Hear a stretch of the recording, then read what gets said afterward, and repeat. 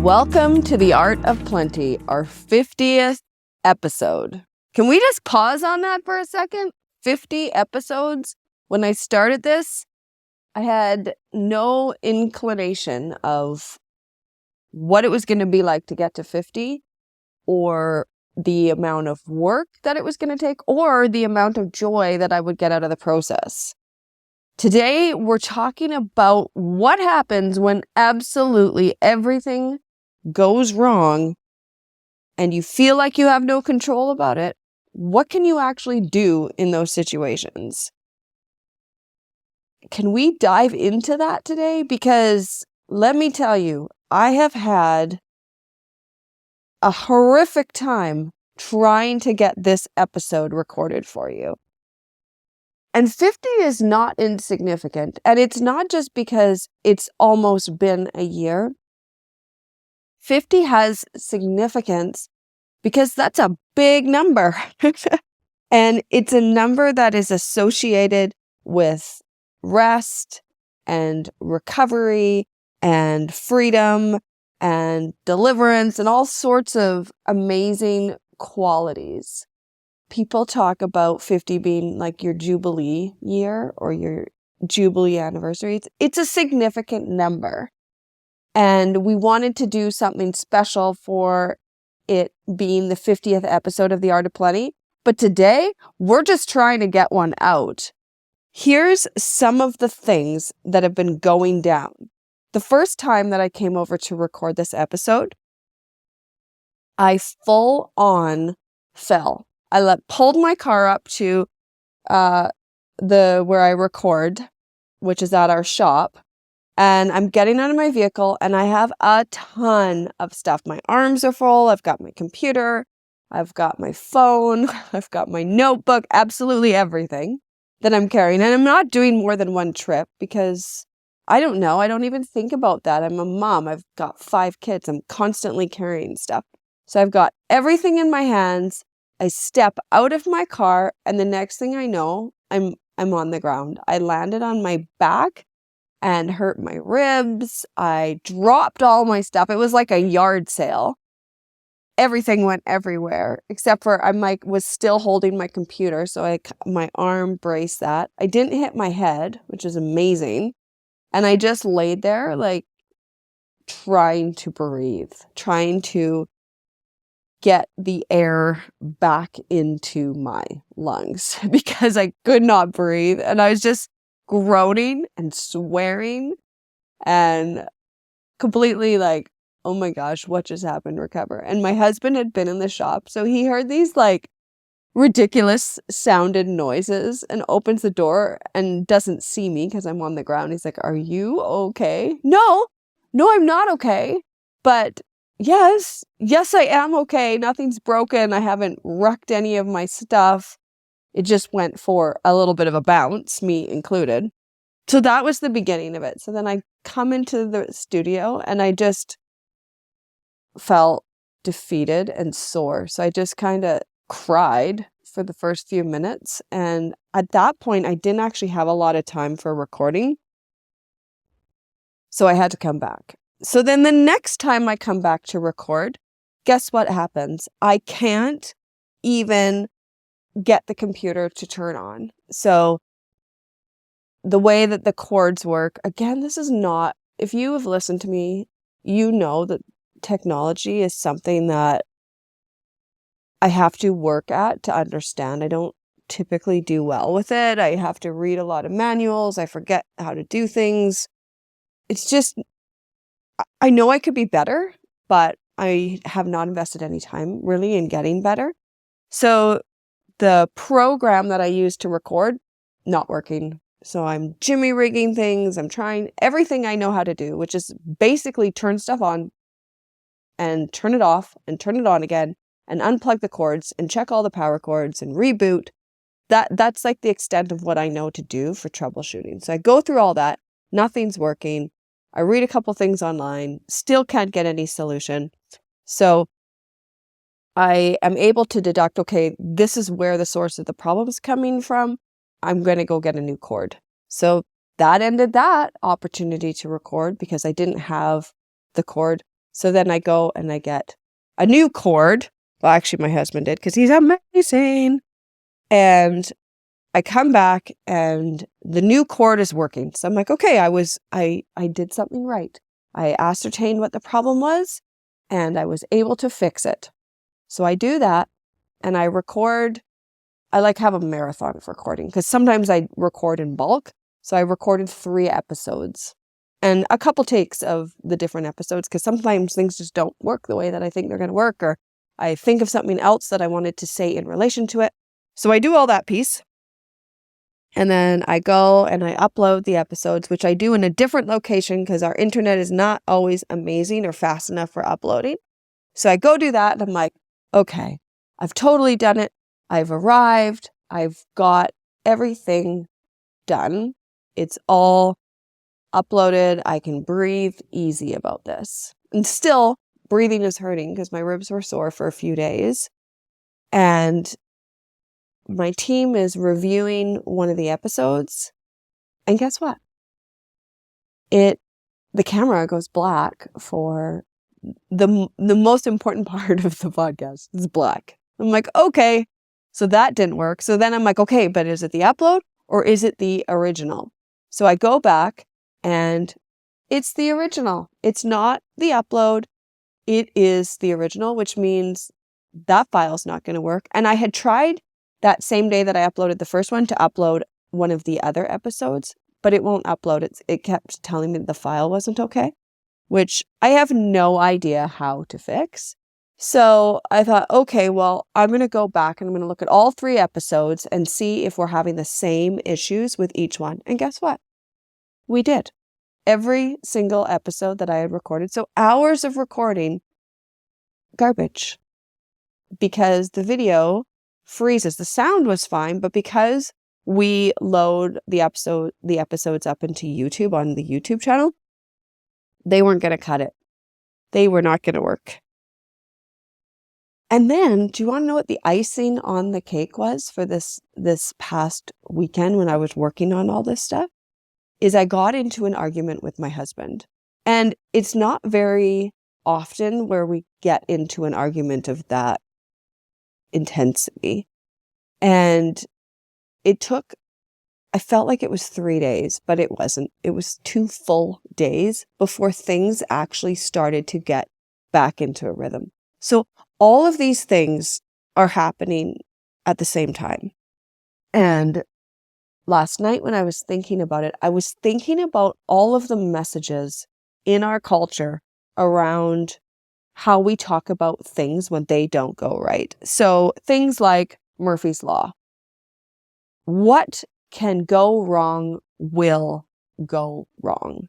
Or I heard another one. If everything's going well, it means that something's been overlooked. Or here's another one that not as relevant, but this is one that gets me all the time.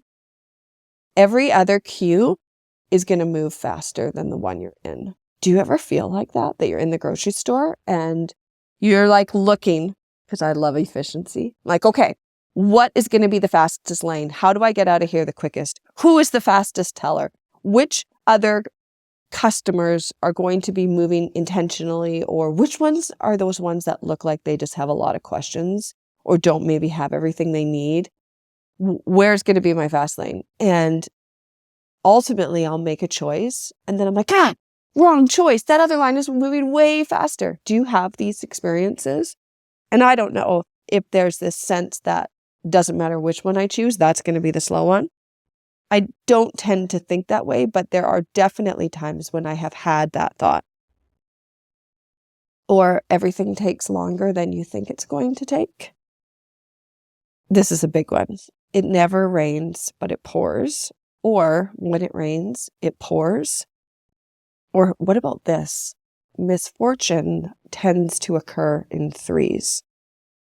So I'm sure there are hundreds more phrases of the things that we say to talk about when things aren't going right, when things are not in the way that we intended them to be. Now, here's where I got to. what do these types of phrases do? Well, they tend to draw our attention towards misfortune and towards getting us to look for more. So for example, if you are a person who says things like, misfortune tends to occur in threes, and you have something unfortunate happen once, and then you have something unfortunate happen twice, your mind is going to be vigilant looking for time number 3. Now, I am not saying that we create that third situation of misfortune, but I wouldn't put it past us. I wouldn't put it past us looking for it until we find it. And if that means creating it or leaning into it a little bit more than perhaps we would have, it would not surprise me that we look for situations that match the way we talk about our life and that talk about our experiences. Because essentially, when we say things like that, when we believe things like Murphy's Law, or that what's going to go wrong always will, or that when it rains, it's going to pour, we're training our brain to respond and look for that. We're telling our brain, this is what's important. Paying attention to misfortune is what is important. And the more we draw our mind towards those things, our brain is going to look for those things. So here's what I decided to do. What went right? So in all of these days when everything was going wrong with the recording and I was fighting with my husband and I had fallen, what was going right? Because my brain can tell you all of the things that were going wrong, but can it tell you the things that was going right? And we have other quotes for this. Every cloud has a silver lining. If life gives you lemons, make lemonade. So we also have phrases in our culture and in our society that pull us out of the bad and push us towards finding good. So I was thinking about this. What was going right?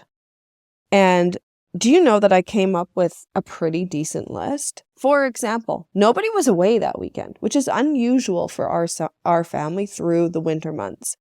But we were all home.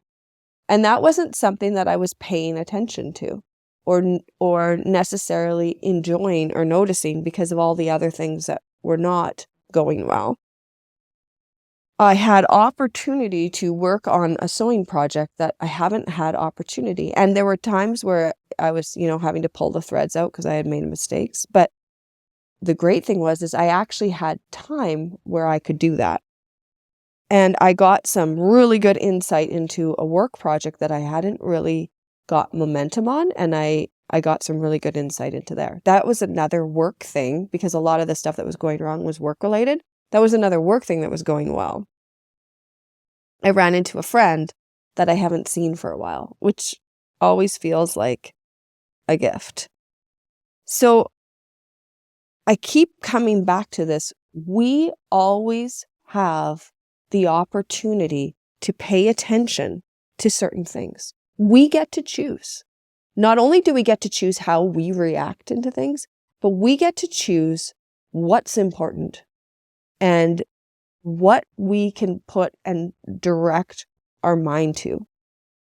You see, ruminating on yesterday's failures only impacts today's confidence.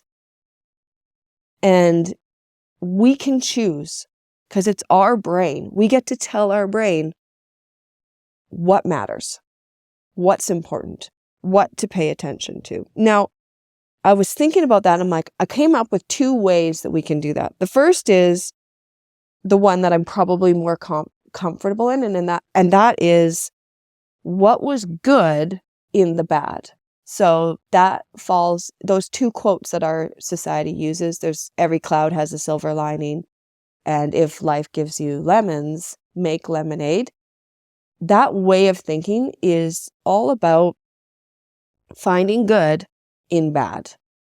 And that has probably been the way that I've typically handled situations that aren't great. I'm like, okay, well, that's not great, but this is something good that can come out of it.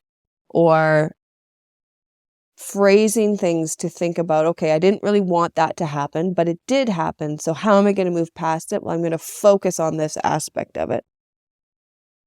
But the one piece that I've never actually done is not look for the good and the bad, but simply just look for what was good. That was unrelated.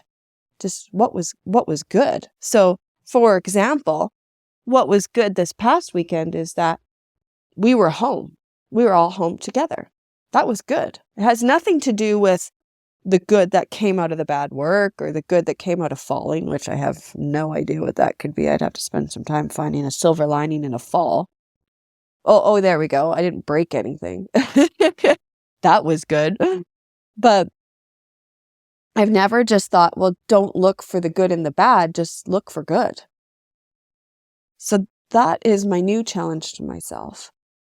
And I don't know how hard that's going to be because I've always done the find the good in the bad. And I have to be honest, even talking about some of these things today, this list of everything that went wrong this week, it's not a horrific list.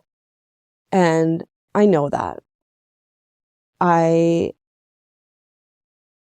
just want to pay attention to that too, because there are a lot of circumstances that a lot of people are going in that are way more difficult. Just this week, I was talking with a person and they had just gotten home the day before from being at Children's Hospital for 5 weeks.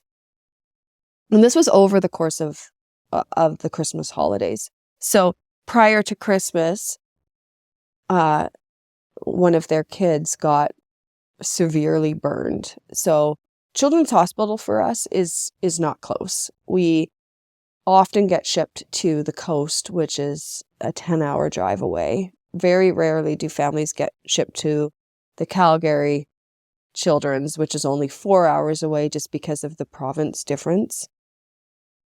So their family spent Christmas there for 5 weeks, and the parent was telling me when they were coming home, they hadn't taken luggage, and because it was Christmas, the support groups had, that support families when they're going through situations like that, had given them a bunch of gifts.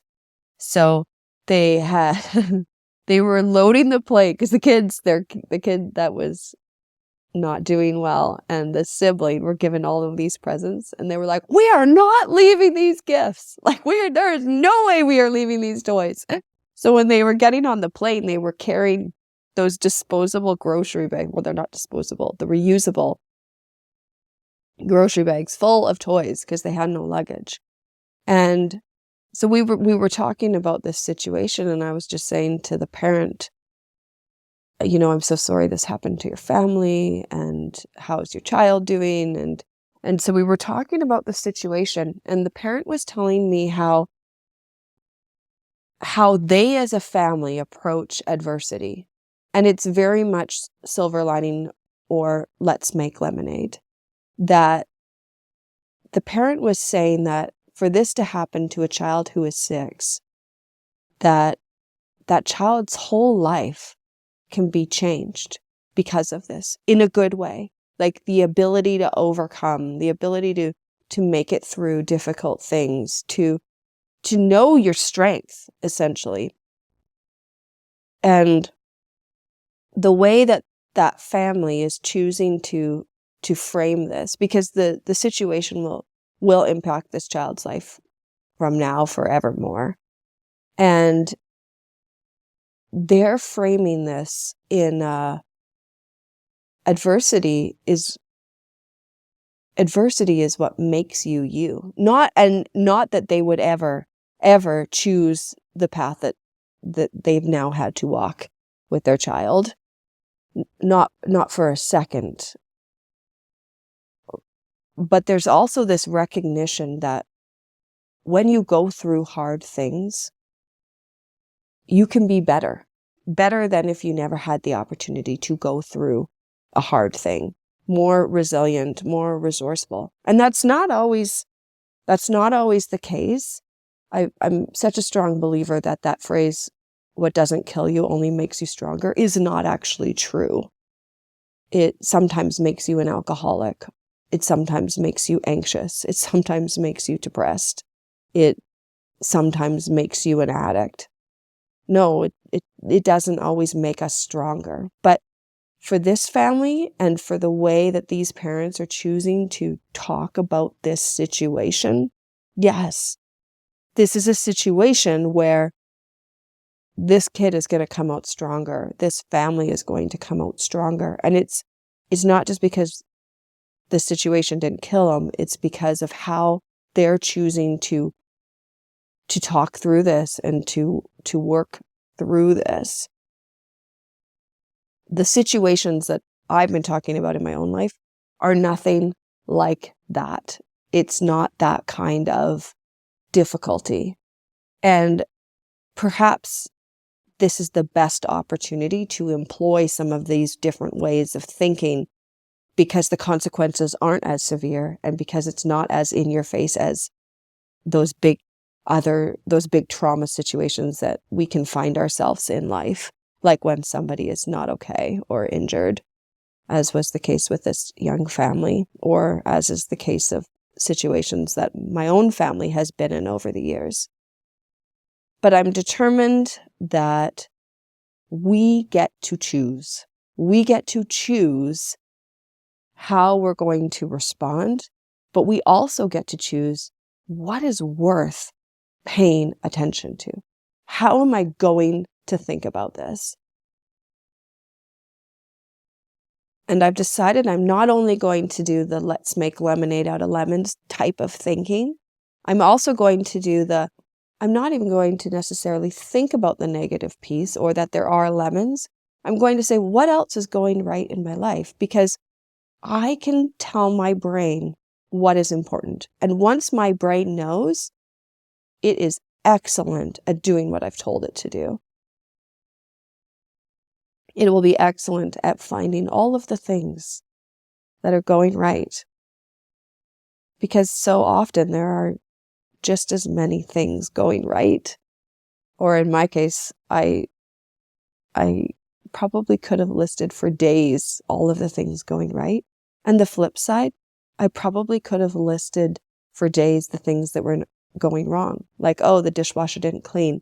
Oh, the kids didn't put away their toys, so now we're tripping on them in the hall. Or, oh, I forgot to take the laundry out and now I have to rewash it because the towels smell because they sat wet in the washing machine overnight. I'm convinced that the list could be equally long for both things going right, things going wrong, how I've succeeded, how I've failed. So that's my challenge to myself, is focusing on what is going right. Because I believe that type of thinking actually builds momentum and it helps us to continue on the path towards success, towards greatness, towards all of those things that we want out of life. I'm so glad that you have joined me for our 50th episode, and it's not how I planned it.